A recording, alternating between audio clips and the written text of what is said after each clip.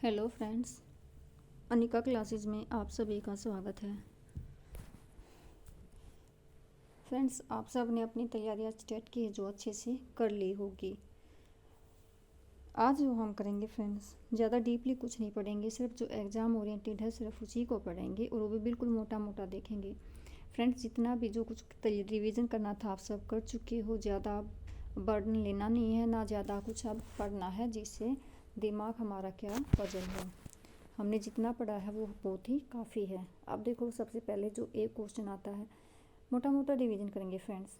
Source यानी अपभ्रंश से कौन सी भाषाएं निकली हैं? पश्चिमी हिंदी, राजस्थानी, गुजराती। ये तीनों किससे निकली हैं?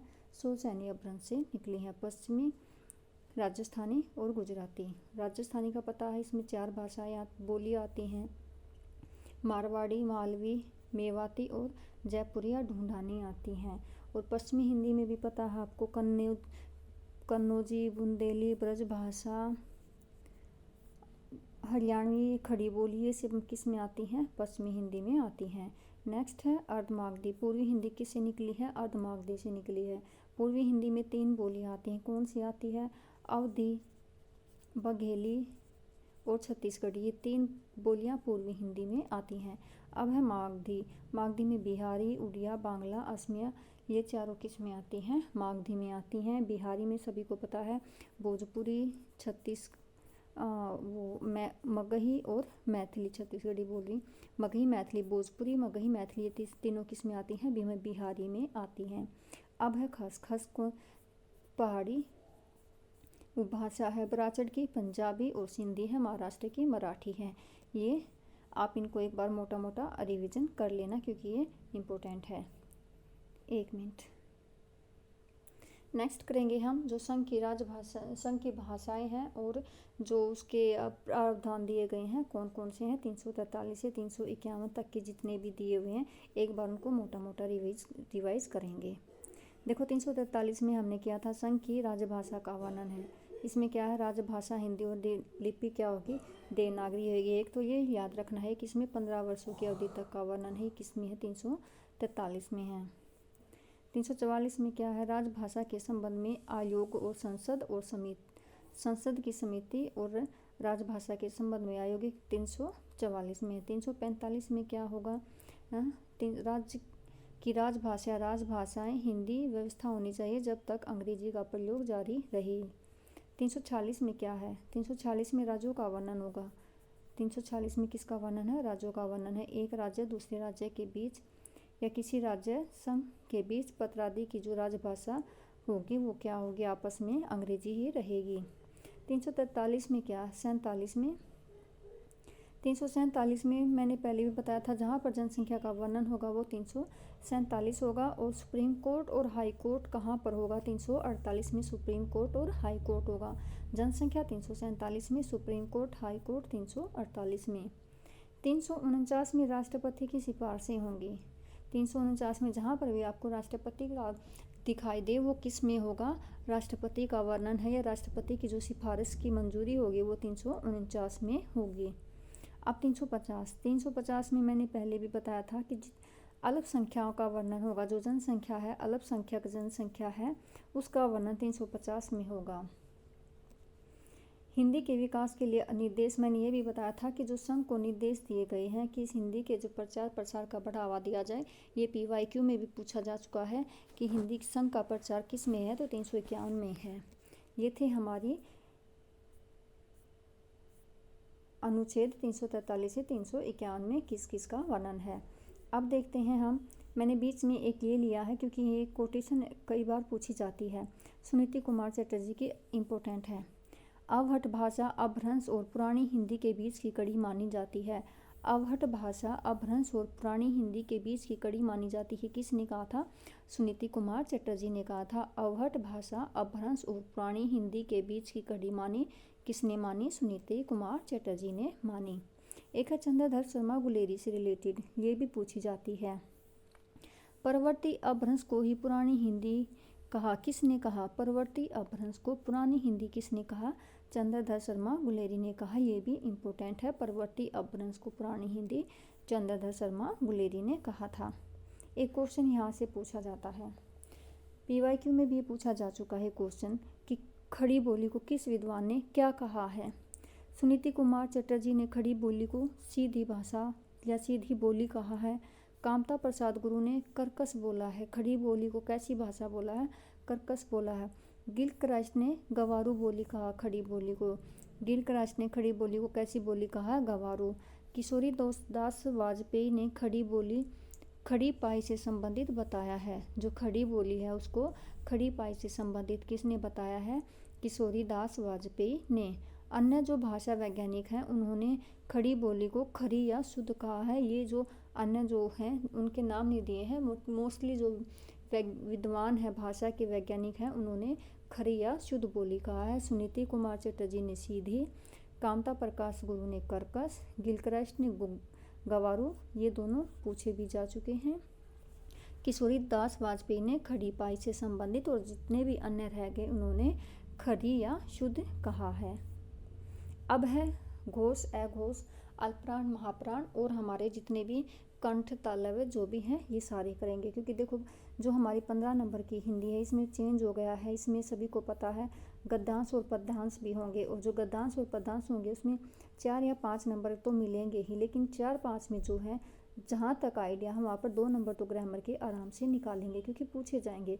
सारे क्वेश्चन उसमें से निकाल कर नहीं पूछे जाएंगे, तो ये भी पूछे भी जाते हैं। और ये हमारा जो 60 नंबर का हमारा सब्जेक्ट का पार्ट है उसमें भी पूछा जाता है।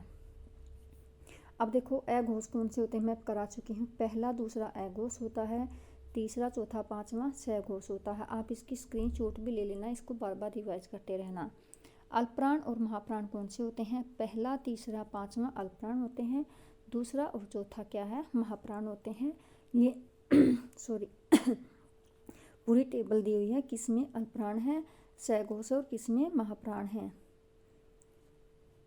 ये सारे अघोष, ये अघोष, सघोष, अल्पप्राण, महाप्राण ये सारे अलग अलग टेबल बनाकर दी हुई है। अब देखो अघोष और कौन से होते हैं? श, श, ष, यानी कि जो तीनों श हैं वो क्या है? अघोष हैं। सघोष में य, र, ल, व और जो संयुक्त व्यंजन हैं है भी और संयुक्त व्यंजन सारे किस में हैं? सघोष में हैं। अल्पप्राण में कौन से आते हैं? जितने अंतस्थ व्यंजन हैं य, र, ल, व, य, र, ल, व ये किस में है? अल्पप्राण में। महाप्राण में कौन से आते हैं? ऊष्म व्यंजन हमारे श, श, श है, ये क्या है? ये किस में आते हैं? महाप्राण में आते हैं, ये भी इम्पोर्टेंट हैं। अघोष में श, स तीनों स अघोष में आएंगे और सघोष में य, र, ल, व और संयुक्त व्यंजन और है। अल्पप्राण में अंतस्थ व्यंजन यानी कि र, य, र, ल, व। महाप्राण में ऊष्म यानी कि हमारे श, स है। ओहो एक मिनट, ये हमारे महाप्राण में आएंगे। अब देखो हमारी ध्वनियाँ उच्चारण के आधार पर स्वर और व्यंजन दोनों एक साथ लिए हुए हैं, क्योंकि कई बार व्यंजन का तो हमें पता होता है लेकिन स्वर में हम कंफ्यूजन हो जाते हैं कि कंठ है, तालव है, कौन सी ध्वनि है। इसीलिए स्वर और व्यंजन दोनों एक साथ एक टेबल में लिए हुए हैं।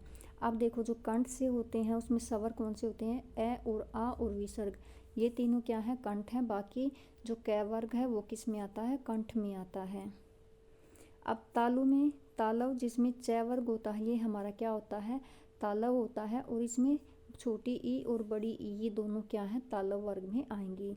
मूर्धा यानी कि मूर्धन्य ट वर्ग जो हो मूर्धन्य में आता है और हमारा री जो है वो स्वर जो री ये भी मूर्धा में ही आता है। दंत हमारी किस में आता है? तय में आता है, इसमें कोई स्वर नहीं है। ओष्ठ में देखो प वर्ग ओष्ठ में आता है और छोटा हो बड़ा हो ये दोनों भी किस में आते हैं? ओष्ठ में आते हैं। अनुनासिक जो हमारे जितने भी पंचम वर्ण है वे अनुनासिक में और अनुस्वार ये क्या है? अनुनासिक में आएंगे। अब देखो कंठ और तालु, अब तक तो कंठ और तालु अलग पड़े थे, अब कंठ और तालु कौन कौन से हैं? कंठ तालव जो ध्वनियाँ हैं ए और ए ये दोनों कंठ तालव हैं। और कंठ और ओष्ठ औ, ओ और औ ये दोनों क्या तीनों क्या हैं? कंठ ओष्ठ ध्वनि है। और दंत ओष्ठ में व आता है और वत्स में या कौन सा है? न, स, र, ल यानी कि जो दंत मूल का जो वर्ण है ये किस में है? वत्स में है। न, स, र, ल ये तीनों हैं। ये हमारे कंठ तालव मूर्धा दंत ओष्ठ है। कौन कौन से स्वर हैं, कौन कौन से व्यंजन हैं ये इसमें आते हैं। एक क्वेश्चन इससे भी बनता है। नेक्स्ट है जो इम्पोर्टेंट हमारे कुछ जो शब्द पूछे जाते हैं जैसे कि चीनी शब्द कौन सी है? चाय और लीची क्या है? चीनी है। जापानी शब्द कौन सी है? रिक्शा है और इम्पान है। पुर्तगाली शब्द कौन सी हैं?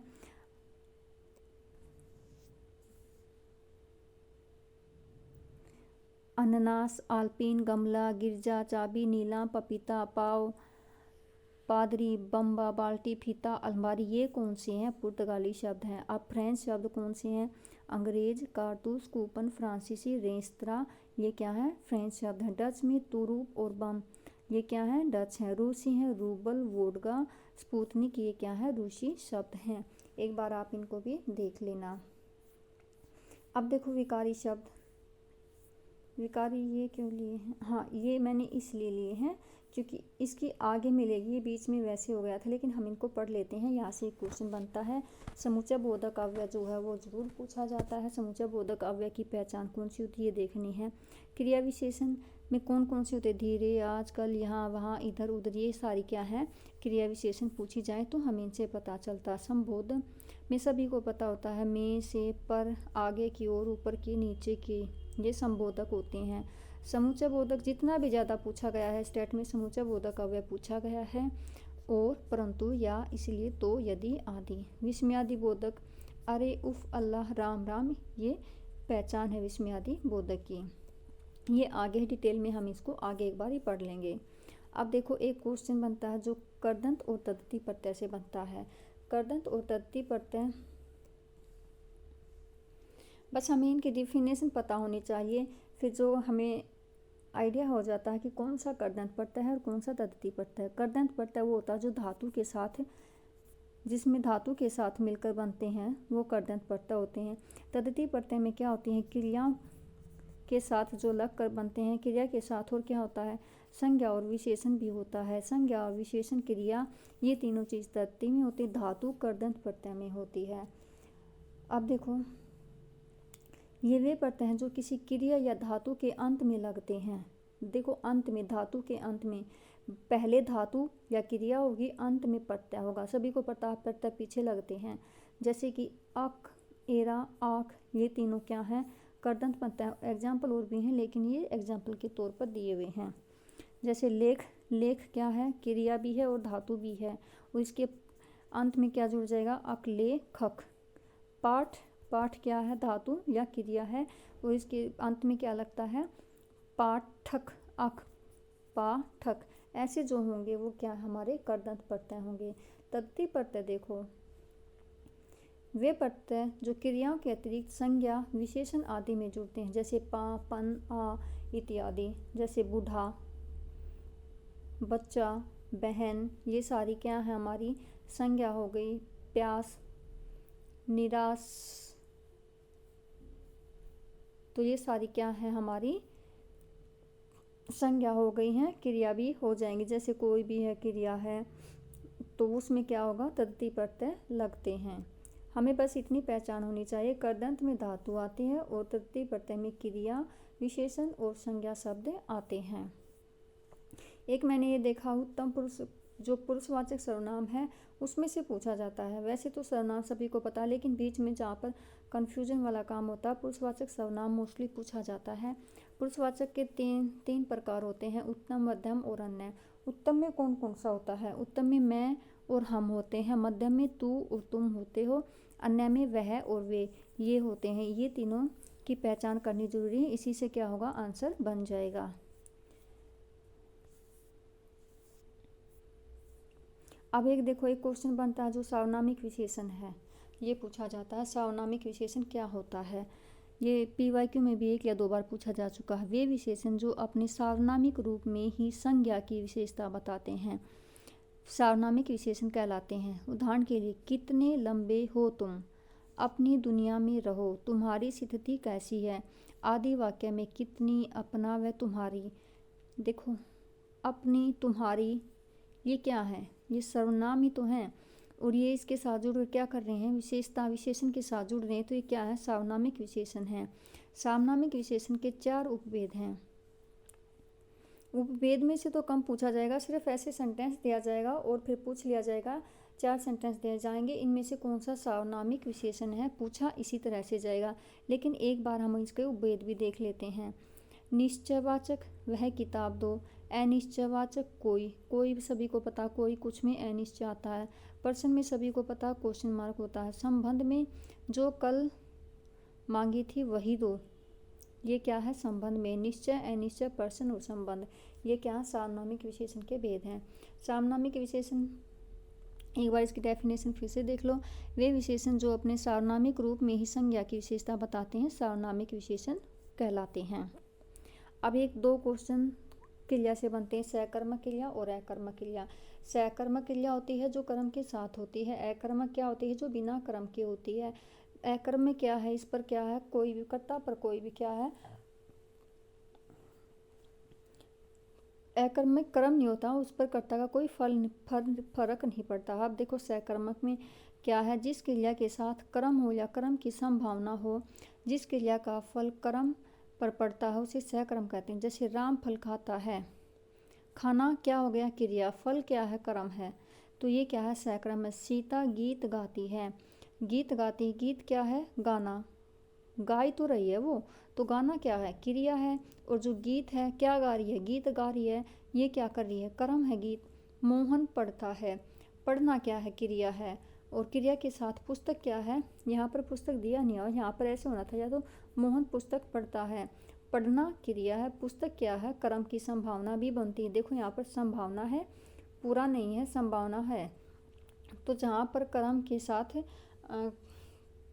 क्रिया के साथ कर्म हो या फिर क्या हो? कर्म की संभावना हो, एक हम इसकी पहचान क्या या किससे भी निकालते हैं इसकी पहचान, आगे देखेंगे। अकर्मक क्रिया, अकर्मक क्रिया के साथ कर्म नहीं होता और उसका फल कर्ता पर पड़ता है। इस अकर्म में कर्म नहीं होता। जैसे राधा रोती है, कर्म का अभाव है, तथा रोती है, क्रिया का फल राधा पर पड़ता है। मोहन हंसता है, इसमें भी क्या है? कर्म का अभाव है, हंसना तो क्रिया है, क्रिया का फल मोहन पर क्या है? पड़ रहा है। अब देखो इनकी पहचान कैसी है। सकर्मक और अकर्मक दोनों की पहचान क्या होती है? जो सकर्मक क्रिया होती है उसकी पहचान हम क्या करेंगे? क्या और किसको। अगर हमें इन दोनों के आंसर एक सेंटेंस से मिल जाते हैं तो वो हमारी कौन सी है? सकर्मक क्रिया है। कौन सी है? सकर्मक क्रिया है। कौन सी? क्या और किसको।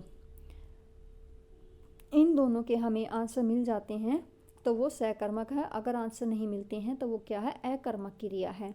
देखो राम फल खाता है, प्रश्न करने पर कि राम क्या खाता है, उत्तर मिलेगा फल, फल खाता है, तब खाना क्या है? क्रिया है, सकर्मक क्रिया है। किसको खाता है? फल को खाता है। क्या खाता है? फल खाता है। तो जैसे हम, अगर हमें आइडिया नहीं लगे कौन सी सकर्मक है अकर्मक, तो हम ऐसे भी अपना क्वेश्चन निकाल लेंगे। अब है जो हम पीछे बोल रही थी मैं, क्रिया विशेषण जहाँ से पूछे जाएंगे, स्थानवाचक, कालवाचक, इस तरह से पूछे जाएंगे, इसलिए हम इसको इसमें देखेंगे। सिर्फ हमें पहचान रखनी स्थान की। स्थान में क्या होगा? यहाँ वहाँ, भीतर बाहर, इधर उधर, दाएं बाएं, ये क्या? स्थानवाचक की पहचान है। तो हमें देखना स्थानवाचक में यहाँ वहाँ, भीतर बाहर, इधर उधर, दाएं बाएं। कालवाचक में क्या है? आज, कल, अभी, तुरंत, रात भर, दिन भर, आजकल, नित्य, हर बार, कई बार, प्रतिदिन, ये क्या है? कालवाचक में मिलेंगे हमें। अब परिमाण वाचक में बहुत, खूब, अत्यंत, अति, देखो ये नहीं पूछे जाएंगे क्योंकि अभी तक ये पूछे नहीं गए। सिर्फ हमें यहाँ से ये देखना है, जरा, थोड़ा, किंचित, कुछ, बस, यथेष्ट, काफ़ी, ठीक, कम, अधिक, इतना, उतना, बारी बारी, तिल तिल, थोड़ा थोड़ा, ये क्या है? परिणामवाचक की विशेषताएं हैं। अब है रीतिवाचक। रीतिवाचक में कौन कौन से हैं? ऐसे, वैसे, कैसे, धीरे, अचानक, कदाचित, अवश्य, इसलिए, तक, सा, तो, हाँ जी, यथासंभव, ये किसकी हैं? रीतिवाचक की विशेषताएं हैं। संबंध में क्या होगा? संबंध में जो आपस में एक दूसरे को क्या होंगे? जोड़ने वाले होंगे। यहाँ पर संबंध में अलग अलग दिए हुए हैं, लेकिन संबंध के हमें देखने हैं।